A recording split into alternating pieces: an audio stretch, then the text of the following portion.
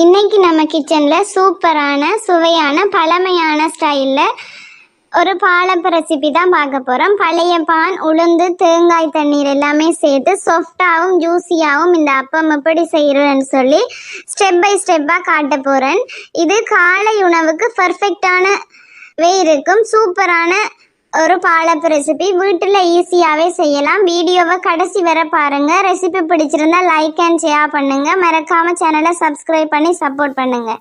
சரி, வாங்க வீடியோவுக்குள்ளே போவோம். Hi everyone, welcome to Rechu Kitchen. Today we're cooking something yummy. Let's go! ஃபர்ஸ்ட்டுக்கு நான் வெள்ளை பச்சை அரிசி 2 கப் எடுத்துருக்கிறேன். அதே மாதிரி கீரி சம்பா அரிசியிலையும் 1.5 கப் எடுத்துருக்கிறேன். 1.5 கப்பு ரெண்டையுமே தனித்தனியை தான் ஊற வச்சுருக்கேன். கீரி சம்பா பச்சை அரிசி, அதுவும் பச்சை அரிசி தான். கீரி சம்பாவில் பச்சை அரிசி.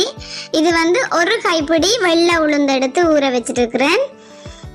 அதே மாதிரி இது 1 கப் உள்ள தேங்காய் கட் பண்ணி வச்சுருக்கிறேன். ஒரு 3 பிரெட் துண்டு, கூட விட பான் மிச்சமாக போயிட்டுன்னா 3 பிரெட் துண்டு.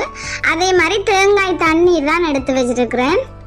இனி வாங்க எப்படி ஒன்று அரைக்கிறேன்னு சொல்லி பார்ப்போம். ஃபர்ஸ்ட்டுக்கு நான் பானை பிச்சு போட்டுக்கொள்கிறேன். உங்கள்கிட்ட நிறைய பான் இருந்தாலும் பிரச்சனை இல்லை, சேர்த்துக்கொள்ளலாம். என்கிட்ட 3 பிரெட் துண்டு தான் மிச்சமானபடியாக நான் அதை சேர்த்துக்கொள்கிறேன். அதே மாதிரி அதோட அரிசியையும் சேர்த்து அரைக்கிறேன். நீங்கள் ஒன்றாவே கலந்து ஊற வைக்கிறேன்றாலும் ஓகே. நான் உங்களுக்கு தனித்தனியாக காட்டணுன்றதுக்காக தனித்தனியாக ஊற வச்சு நான் உளுந்த 1 கைப்பிடி சேர்த்து இந்த தேங்காய் தண்ணீரும் சேர்த்து அரைச்சி கொள்ளுங்க. தேங்காய் தண்ணீர் நீங்கள் முதல் நாளே எடுத்து புளிக்க வச்சுருந்தீங்கன்னா அப்பம் இன்னும் டேஸ்டாகவே இருக்கும். நான் இது மதியம் உடைச்சி கொஞ்சம் புளிக்க வச்சு எடுத்துருக்கிறேன். கொஞ்சமாக தேங்காய் கட் பண்ணி வச்சுருக்கிறேன், அந்த தேங்காயும் சேர்க்கிறேன். நீங்கள் திருவியும் எடுத்துக்கொள்ளலாம். ஆல்ரெடி நான் அப்பா வீடியோ போட்டிருக்கிறேன், 2 அப்பா வீடியோ. பார்க்காதவங்க டிஸ்கிரிப்ஷனில் லிங்க் கொடுக்குறேன், கிளிக் பண்ணி பார்த்துக்கொள்ளுங்க. தேங்காய் தண்ணீர் காணாட்டி நீங்கள் நார்மல் தண்ணியும் சேர்த்துக்கொள்ளலாம். நான் கொஞ்சமாக தேங்காய் தண்ணி சேர்க்குறேன். அது முடிய விட்டு மற்ற தண்ணி, பச்சை தண்ணி, நார்மல் தண்ணி சேர்ப்பேன். நீங்கள் ஃபுல்லாகவே தேங்காய் தண்ணி இல்லை அப்படின்னா ஃபுல்லாகவே நார்மல் தண்ணியிலேயே அரைச்சி எடுத்துக்கொள்ளுங்க. பாருங்கள், இதே மாதிரி கட்டிகள் இல்லாமல் அரைச்சி எடுத்துக்கொள்ளுங்க. நீங்கள் துருவியும் எடுத்துக்கொள்ளலாம். நான் ஆல்ரெடி போட்டிருக்கிற அப்போ வீடியோவில் தேங்காய் துருவித்தான் எடுத்துருக்கிறேன்.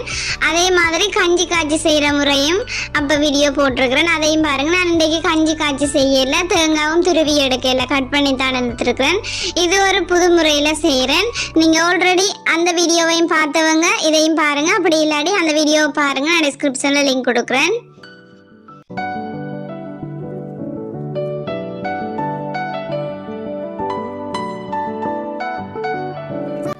தேங்காய் திருவலை இதே மாதிரி நல்லா அரைச்சிட்டு வந்த பிறகு அதோட பேலன்ஸ் இருக்கிற அரிசியையும் சேர்த்து அரைச்சி கொள்ளுங்க.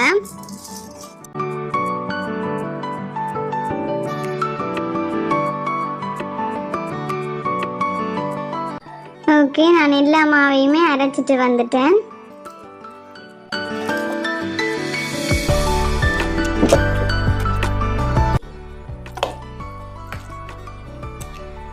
இதை நல்லா மிக்ஸ் பண்ணி விடுங்க. உப்பு, கல்லுப்பு சேர்த்துக்கொள்ளுங்க. நைட்டே கல்லுப்பு சேர்த்துட்டு நீங்கள் புளிக்க வச்சிங்கன்னு சொன்னால் உங்களுக்கு மா நல்லா பொங்கி வரும். அதனால் நான் நைட்லேயே கல்லுப்பு சேர்த்துடுறது. சேர்த்துட்டு மாவை நல்லா மிக்ஸ் பண்ணி விடுங்க. ஒரு 5 நிமிஷமாவது நீங்கள் நல்லா மிக்ஸ் பண்ணி விடணும்.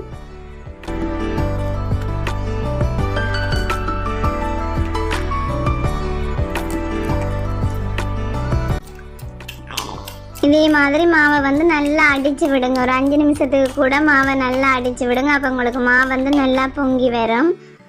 ஓகே, இனி மூடி வச்சுட்டு பாருங்கள். நான் மார்னிங் எழும்பி இதை பார்க்குறேன், எப்படி பொங்கி வந்திருக்குன்னு சொல்லி பாருங்கள். நான் தண்ணியாக கொஞ்சம் நல்ல தண்ணியாக தான் மாவை கரைச்சி வச்சுனா நல்லா புளிச்சு போய் நல்லா கட்டியாக வந்திருக்குது. கட்டி பதத்துக்கு மாவு வந்திருக்குது.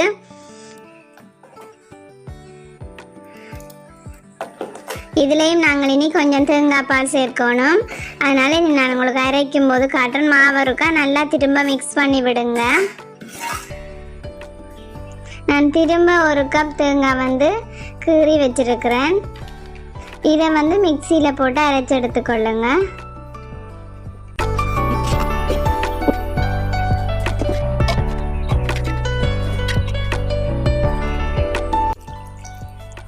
கொஞ்சமாக தண்ணி சேர்த்து நான் வந்து முதல் பாலுக்கு அரைச்சி எடுத்துக்கொள்கிறேன். ஃபர்ஸ்ட்டுக்கு பாருங்க இதே மாதிரி நல்லா அரைச்சி எடுத்துட்டு இந்த தேங்காயை வந்து நல்லா எவ்வளோத்துக்கு புளியணுமோ அந்த அளவுக்கு புளிஞ்செடுங்க. எங்களுக்கு வந்து முதல் பால் வந்து நல்லா கட்டியாக வர வேணும், அதனால் நல்லா புளிஞ்செடுக்கிறேன்.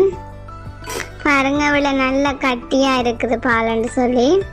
அதே மாதிரி நான் திரும்பவும் ஒருக்கா கொஞ்சமாக தண்ணி விட்டு திரும்பவும் அரைச்சி எடுத்துருக்கிறேன். அதுவும் நல்லா கட்டி பாலாக தான் முதல் பாலோடையே சேர்த்து புளிஞ்செடுக்க போகிறேன்.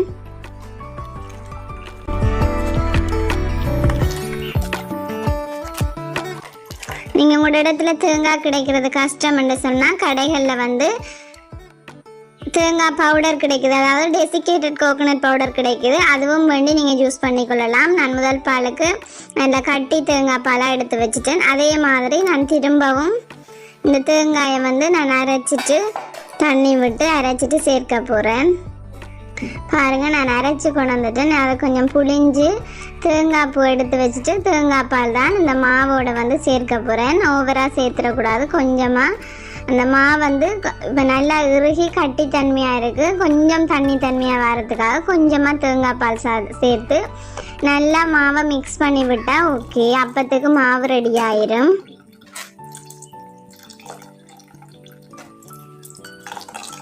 நீங்கள் நல்லா புளிச்சிட்டுன்னு சொன்னால் நீங்கள் மார்னிங் திறந்து பார்க்கும் பொழுதே உங்களுக்கு அந்த புளிச்ச வாசனை வரும். அப்போவே தெரியும் உங்களுக்கு மாவு வந்து நல்லா புளிச்சு அப்பத்துக்கு ரெடி ஆகிட்டுன்னு சொல்லி. இப்போ வந்து இந்த மாவை வந்து நல்லா கரண்டியால் மிக்ஸ் பண்ணி விடணும். இப்போ பாருங்கள் நான் உங்களுக்கு மிக்ஸ் பண்ணி காட்டுறேன் எவ்வளவு தண்ணி தன்மையாக இருக்குன்னு சொல்லி. பாருங்கள் இதே மாதிரி நீங்கள் தூக்கி விட்டால் அந்த ஊத்துற பதத்துக்கு இருந்தால் ஓகே.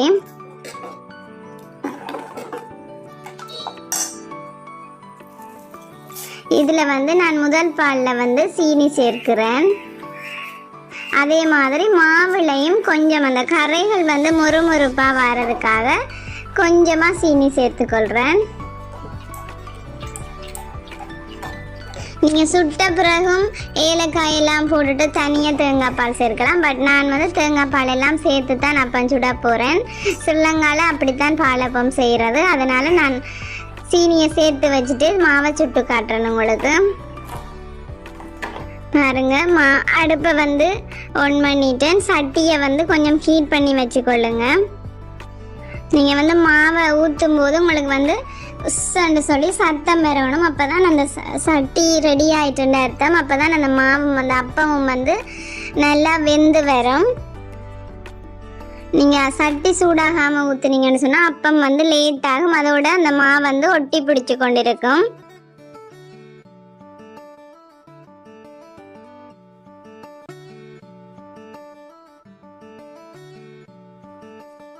இதே மாதிரி 2 கரண்டி ஊற்றிட்டு, சின்ன குழி கரண்டி என்று சொன்னால் நீங்கள் 2 கரண்டி ஊற்றுங்க. ஊற்றிட்டு நல்லா சுற்றி விடுங்க. அடுப்பை வந்து நல்லா குறைச்சி வச்சுக்கொள்ளுங்க.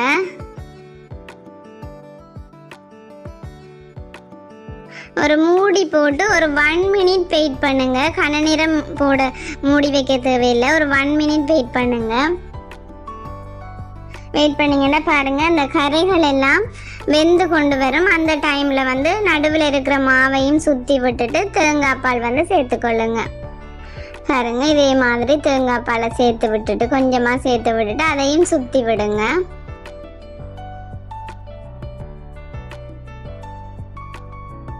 சுற்றி விட்டுட்டு மூடி வச்சுட்டு ஒரு 1.5 to 2 நிமிஷம் அடுப்பை குறைச்சி விட்டீங்கன்னு சொன்னால் உங்களுக்கு சூப்பரான பாலப்பம் வந்து ரெடி ஆயிரும். நிறைய நேரம் வைக்க தேவையில்லை.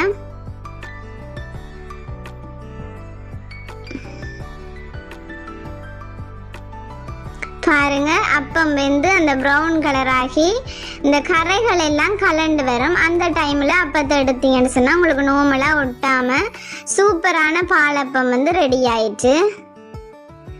அதே மாதிரி நான் மற்றதையும் உங்களுக்கு சுட்டு காட்டுறேன்.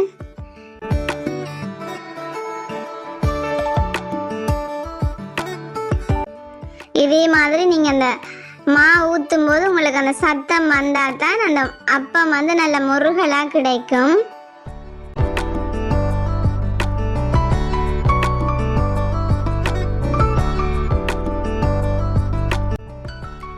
நீங்கள் 2 நிமிஷத்தால் திறந்து பார்த்தீங்கன்னா அந்த கரைகள் எல்லாம் நல்ல ப்ரௌன் கலருக்கு வந்து உங்களுக்கு வந்து கலண்டு வந்துடும். அப்படியே நார்மலாகவே அப்பம் ரெடியாகி வந்துடும்.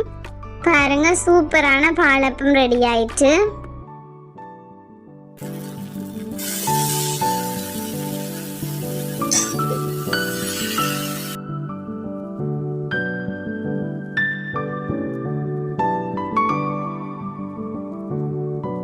ஓகே, எங்களோட வீட்டை வந்து கிட்ஸுக்கு வந்து ரொம்பவே பிடிச்ச சூப்பரான பாலப்பம் வந்து ரெடி ஆயிடுச்சு. நான் வந்து ஆல்ரெடி போட்ட 2 வீடியோவுமே வித்தியாசமான முறையில் செய்தது. அதே மாதிரி இந்த வீடியோவும் வித்தியாசமான முறையில் தான் பாலப்பம் செய்திருக்கேன். என்னென்னு சொன்னால் கிட்ஸுக்கு ரொம்பவே பிடிச்சபடியாக அவங்களுக்கு பிடிச்ச உணவை எப்படி வித்தியாசமாக ஆரோக்கியமான முறையில் கொடுக்குறேன்னு சொல்லி தான் இந்த வீடியோவும் செய்திருக்கிறேன். அதே மாதிரி இந்த அப்ப வீடியோ பார்த்துட்டு பிடிச்சவங்க லைக் பண்ணுங்க, கமெண்ட் பண்ணுங்க, ஷேர் பண்ணுங்க. மறக்காம ரெச்சு கிச்சனை சப்ஸ்கிரைப் பண்ணிக்கொள்ளுங்க. பாருங்க, நான் பிச்சு காட்டுறேன். சூப்பரான சாஃப்டான ஜூஸியான பாலப்பம் ரெடி ஆயிட்டு. கிட்ஸுக்கு ரொம்பவே பிடிக்கும். ஈஸியான முறையில் நீங்கள் செய்யலாம், கஷ்டப்பட தேவையில்லை. Okay, thank you. நெக்ஸ்ட் வீடியோவில் சந்திப்போம்.